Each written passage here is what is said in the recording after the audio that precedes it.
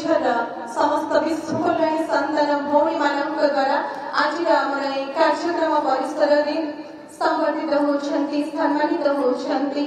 आमर वरेण्य अतिथि माने खूब गर्व और गौरवर कथा आज आम महामान्य अतिथिगण को आम निकट पाइछे आमर गर्व आमर परिचय आम केन्दुझर ए माटीर परिचय आमर लड़ुआ पुआ माननीय मुख्यमंत्री महोदय को पाइछे आज मुख्य अतिथि रूपे आम पाइछे आमर निमंत्रित अतिथि रूपे माननीय विधायक तेलकोई डॉक्टर फकीर मोहन नायक महोदय को आम पाइछे आमर अतिथि रूपे श्रीयुक्त सौम्यरंजन पट्टनायक संवादर अध्यक्ष महोदय को आम पाइछे doctor Surendra Kumar Vishwal ex chief scientist को आमर अतिथि रूपे खूब खुशीर कथा आम निकट पाइछे